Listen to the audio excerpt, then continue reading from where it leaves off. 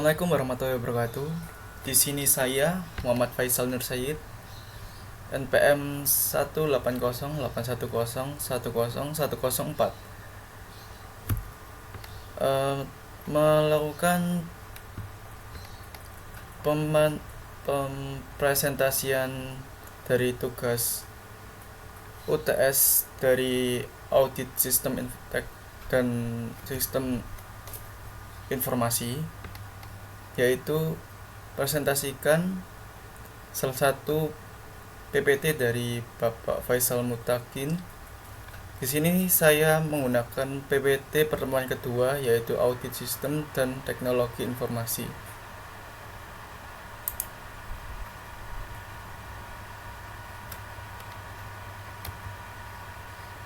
Untuk pengantarnya, komputerisasi di berbagai bidang kegiatan dan membawa dampak terhadap kegiatan pemeriksaan atau audit, baik secara langsung maupun tidak langsung.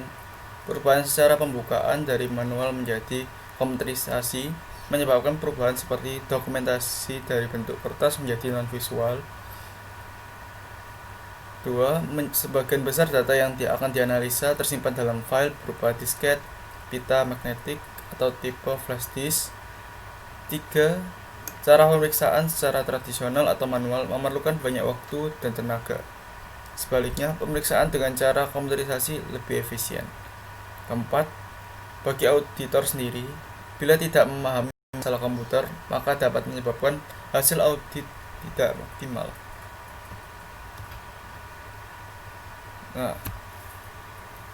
Definisi dari audit sendiri dari Institute of Internal Auditor mendefinisikan internal auditing sebagai independent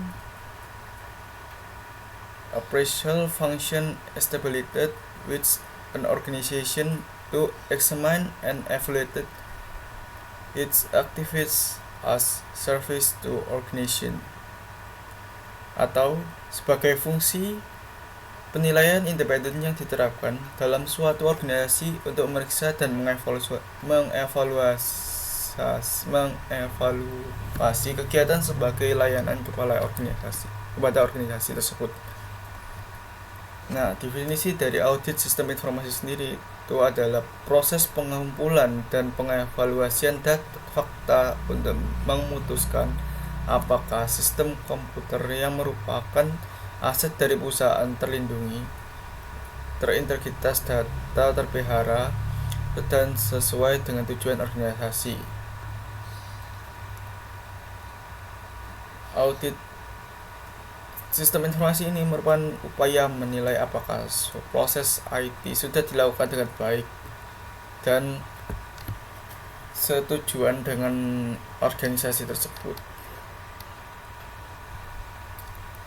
Audit sistem informasi adalah sebuah proses sistematis dalam pengumpulan dan pengevaluasi bukti-bukti, menentukan bahwa sebuah sistem informasi yang digunakan oleh organisasi telah dapat mencapai tujuannya, antara lain pengamanan antara aktivitas atau aset, pemeliharaan atas integrasi data, dan peningkatan efektivitas dari perusahaan itu sendiri.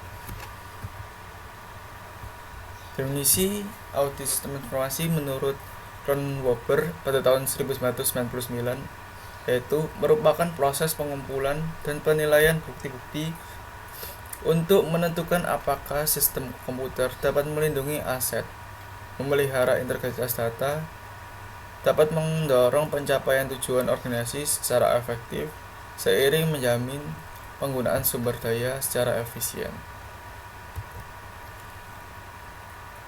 Pentingnya audit sistem informasi sendiri mengacu pada pendapat dari R. Weber. Audit sistem informasi dan sistem pengendalian menjadi yang penting dalam sistem informasi yang berbasis komputerisasi. Alasannya: 1. Besarnya biaya dan kerugian apabila data dan komputer hilang. 2. Biaya yang harus dibayar bila sampai mutu keputusan buruk dalam pengelolaan data tersebut. 3. Potensi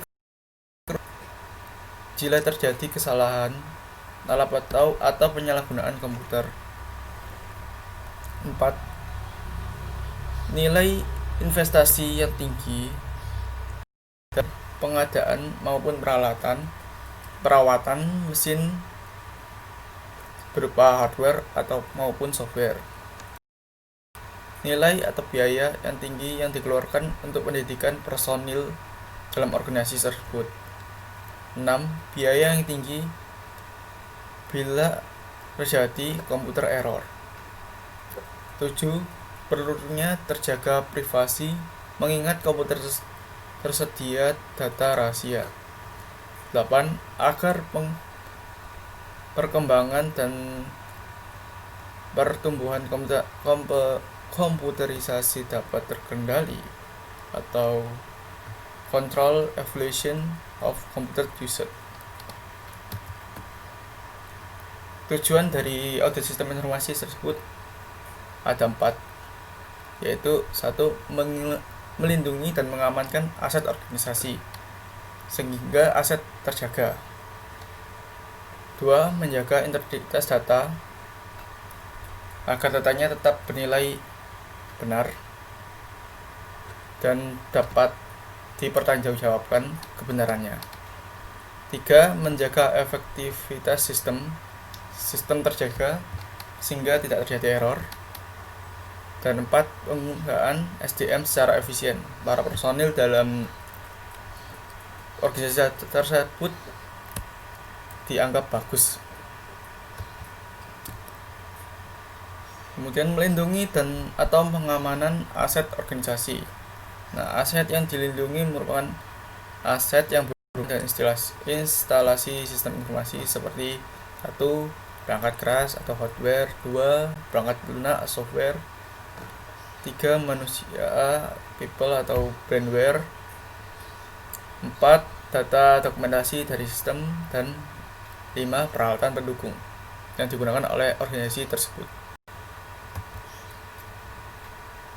2. Menjaga integritas data. Integritas data terdiri dari data tersebut. Datanya 1. Kelengkapan data tersebut. Kedua, baik dan dipercayanya data tersebut. Ketiga, kemurnian atau keaslian data tersebut. 4. Ketelitian data tersebut. Spesifik detail data tersebut. Tanpa menjaga integritas data, organisasi tidak dapat memelihara potret dirinya dengan benar atau kejadian yang ada tidak terungkap seperti apa adanya. Seperti keputusan maupun langkah-langkah penting di organisasi salah sasaran karena tidak didukung dengan data yang benar. Terus juga jika tidak menjaga, diperlukan pengorbanan biaya yang lebih. Juga oleh karena itu diperlukan upaya menjaga integritas data dengan konsekuensi akan ada biaya prosedur pengendalian yang dikeluarkan harus sepadan dengan manfaat yang diharapkan dari penjagaan integritas data tersebut. Kemudian menjaga efektivitas sistem informasi yang dikatakan efektif, yaitu jika sistem tersebut dapat mencapai tujuan dari organisasi tersebut. Seperti perlu upaya untuk mengetahui kebutuhan pengguna dari sistem tersebut atau user. 2. Apakah sistem menghasilkan laporan atau informasi yang bermanfaat bagi user, misalnya pengambilan keputusan. Auditor perlu mengetahui karakteristik user berikut proses pengambilan keputusan. Evaluasi ini akan memberikan masukan bagi pengambil keputusan mengenai apakah kinerja sistem 1. Layak dipertahankan, maka dapat tetap digunakan. Kedua, harus ditinggalkan atau perlu dimodifikasi. Ketiga, sudah usang hingga harus ditinggalkan dan mencari penggantinya. Kemudian penggunaan SDM secara efisien.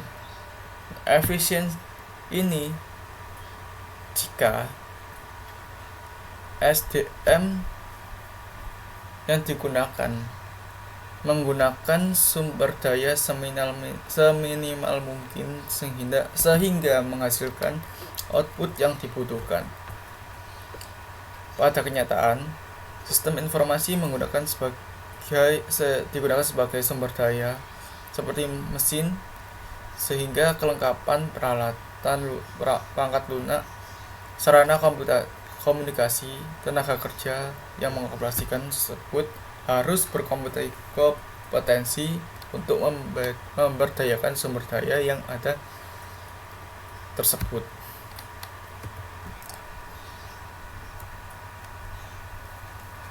Kemudian aspek audit sistem informasi. Jika melihat tujuan audit sistem informasi pada bagian sebelumnya, maka terdapat dua aspek utama pada audit sistem informasi, yaitu 1.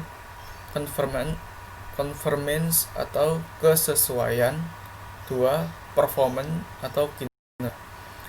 Conformance pada kelompok tujuan ini, audit sistem informasi difokuskan untuk memperoleh kesimpulan atas aspek kesesuaian, yaitu confidentiality atau kerahasiaan dari data, kemudian integritas para personel, availability atau ketersediaan sumber daya dari perusahaan, dan compliance atau kepatuhan para SDM. Sedangkan performance atau kinerja pada kelompok tujuan ini, audit sistem informasi difokuskan untuk mengolah kesimpulan atas aspek kinerja, yaitu effectiveness atau efektivitas, efisiensi, dan reliability atau kehandalan.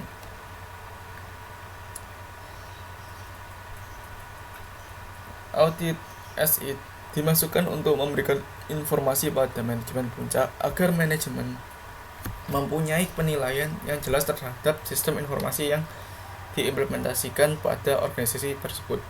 Misalnya, bahwa aplikasi yang ada harus dianalisis dan didesain dengan baik, telah diimplementasikan secara security fitur yang memadai. Kemudian ruang lingkup dari audit SI ini sendiri: 1. Mengidentifikasi sistem yang ada. 2. Memahami sebagian besar sistem informasi yang mendukung kebutuhan strategis organisasi dan operasional organisasi.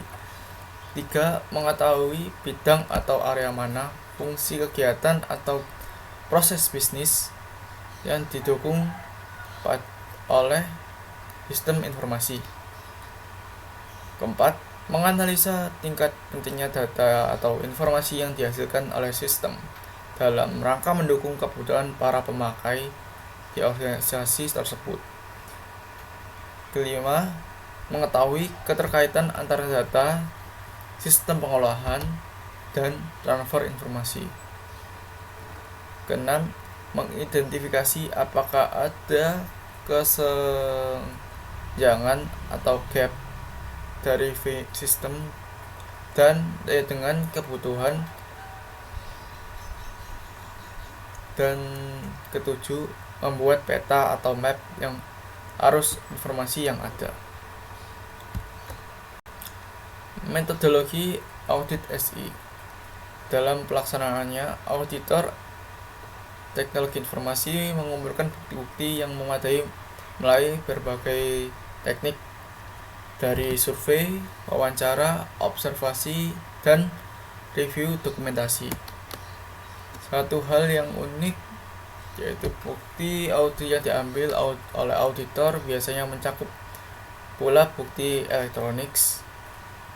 Biasanya auditor teknologi informasi menerapkan teknik audit berbantuan komputer disebut dengan CAAT atau Computer Aided Audit Technique. Teknik ini digunakan untuk menganalisa data, misalnya ada data transaksi penjualan, pembelian, transaksi aktivitas persediaan, dan aktivitas nasabah dan lain-lain yang akan diperiksa. Nah, tahapan dari audit SI sendiri ada beberapa tahapan yang mencakup perencanaan, pemeriksaan lapangan, dan pelaporan dan tindak lanjut. 1. Perancangan atau planning. Tahap perancangan yang dilakukan adalah penentuan ruang lingkup atau scope dari objek yang akan diaudit, standar evaluasi dari hasil audit, dan komunikasi dengan manajer atau stakeholder pada organisasi yang bersangkutan dengan menganalisis visi, misi, sasaran, dan tujuan objek atau organisasi yang diaudit itu sendiri, dan kebijakan-kebijakan yang terkait dengan pengelolaan investigasi dari perusahaan itu atau objeknya. Perancangan ini meliputi beberapa aktivitas utama, yaitu penerapan ruang lingkup dan tujuan audit, pengelolaan tim audit, pemahaman pengenalan proses bisnis klien, kaji ulang hasil auditor sebelumnya, dan penyiapan program audit. 2. Pemeriksaan lapangan atau fieldwork, yaitu pengumpulan informasi yang dilakukan dengan cara pengumpulan data dengan pihak-pihak yang terkait. Biasanya metode yang digunakan untuk pengumpulan data tersebut yaitu wawancara, kuesioner, maupun melakukan survei kelola penelitian dari organisasi tersebut. Ketiga, pelaporan atau reporting. Setelah proses pengumpulan data, maka didapat data yang diproses dihitung berdasarkan penghitungan maturity level. Pada tahap ini yang akan dilakukan memberikan informasi berupa hasil-hasil dari audit. Penghitungan maturity level dilakukan dengan mengacu pada hasil wawancara, survei, dan rekap itu dari hasil penyebaran kuesioner pada pemeriksaan lapangan sebelumnya.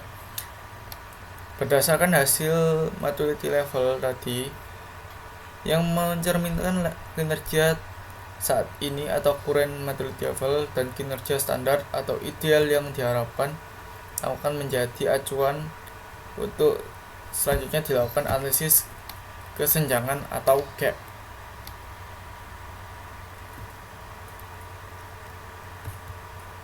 Keempat, yaitu tindak lanjut atau follow up. Tahap ini yang dilakukan dengan memberikan laporan hasil audit berupa rekomendasi tindakan perbaikan pada pihak manajemen objek yang diteliti. Wewenang perbaikan menjadi tanggung jawab manajemen objek yang diteliti, apakah akan diterapkan atau hanya menjadi acuan untuk perbaikan masa depan yang akan datang. Nah, siapa yang diaudit? Di sini dari audit SI ada manajemen atau stakeholder, IT manager, terus IT specific, ada network, database, sistem analis, programmer, dan lain-lain, dan juga user.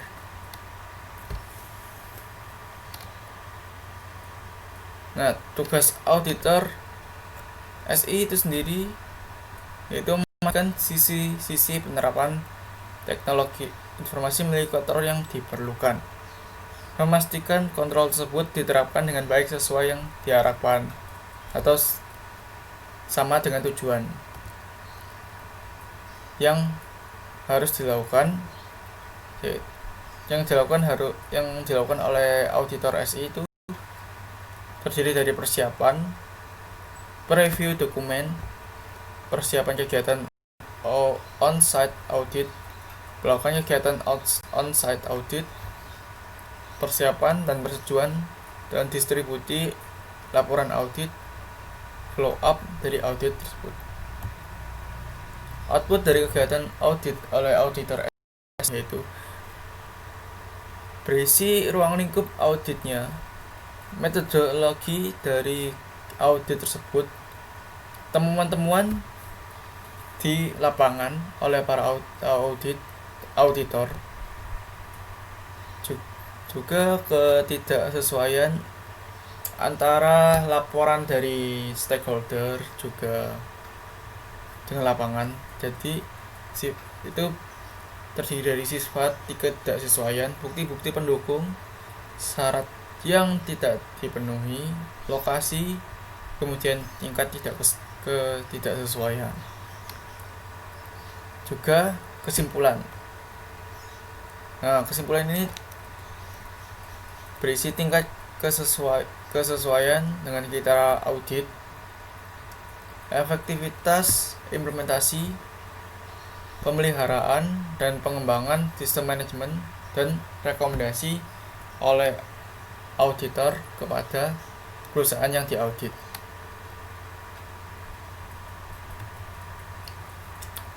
Kompetensi auditor SI ada beberapa, yaitu skill yang harus dimiliki para auditor, yaitu sampling, komunikasi, melakukan interview, pengajuan pertanyaan, dan mencatat. Semua ini auditor SI harus memiliki sebagai dasar.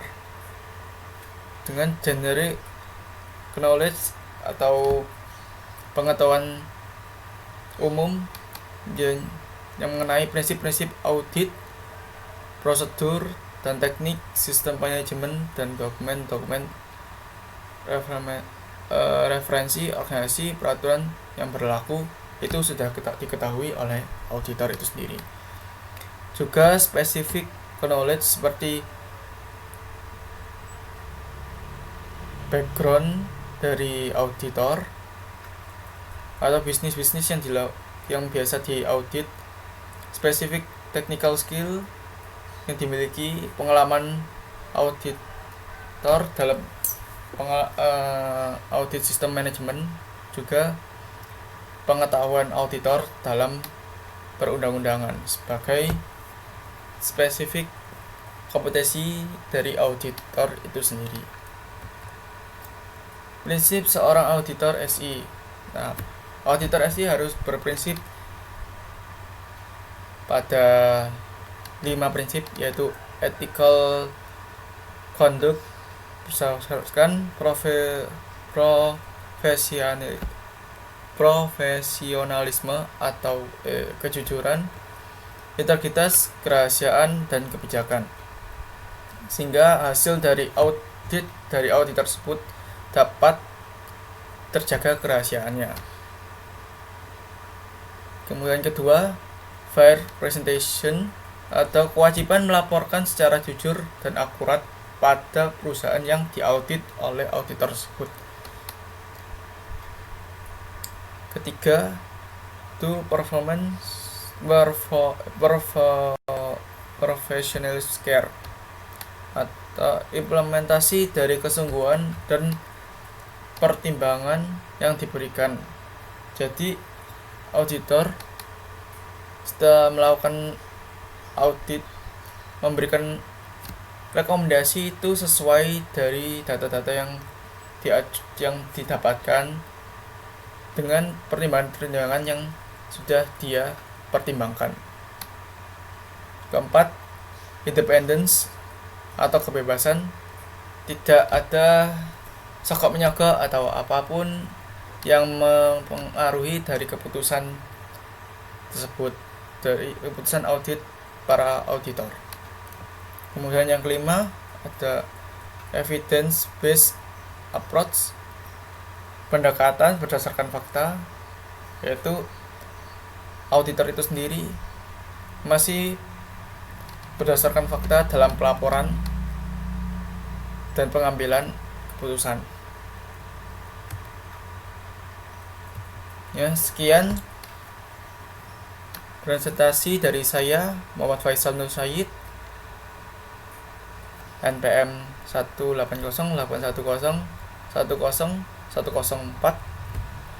dalam tugas UTS dari audit sistem informasi itu sendiri.